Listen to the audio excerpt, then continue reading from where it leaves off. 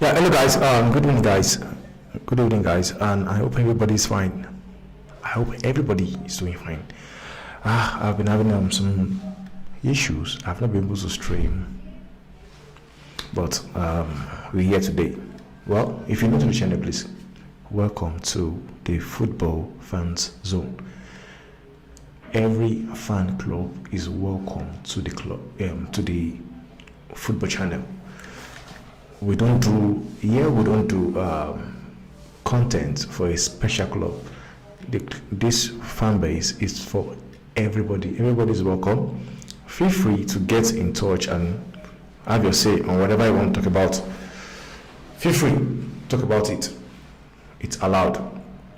Now,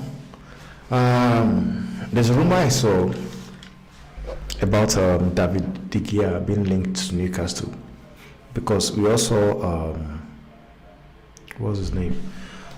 Pope got injured. Let me just reduce the more. Yeah, hello. Yeah, like I was saying, Pope did get injured against Manchester. I think was it Manchester United? Yeah, it was Manchester United. We saw him get injured, and the Dubravka had to come in to fill the space. For me, I do believe the Dubravka is a good keeper, no doubt. Because before Pope came into the club, the Dubravka has been doing the job ever since. So I do believe it's going to be a success at the club if it's been given the chance to.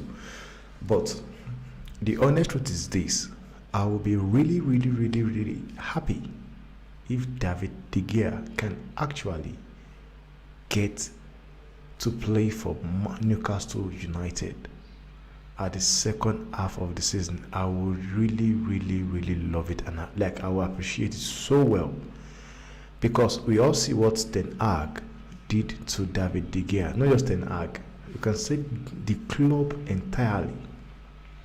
But the honest truth is this: it was Ten Hag's fault at the way he treated a legend of the club, the best keeper of last season Premiership.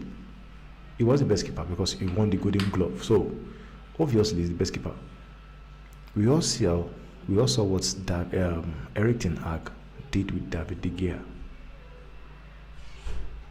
He actually knew that he had no plans for David De Gea, but because he does not know what we all know about that club called Manchester United.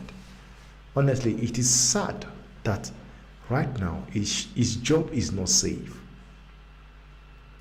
It is very sad that his job is not safe at United, because he came into the club and he wanted to make changes, of which is not a bad thing. But when you look at it, there have been histories, there have been coaches that have come into the club, and so many leaks that have been coming out of Manchester United, coming out from the dressing rooms. I've been saying one thing: they've all been saying they do not understand how the treatment Ten Hag did or gave to players like David De Gea, Cristiano Ronaldo, Sancho. Sancho will come into that later. But the honest truth is this: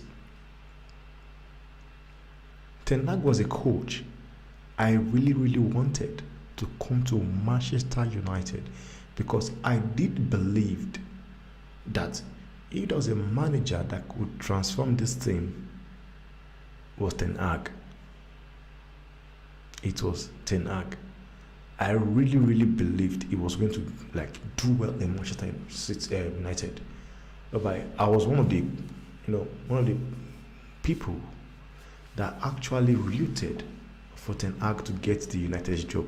I was happy he got the job, but the treatment he gave to Cristiano Ronaldo, I would never forget that treatment.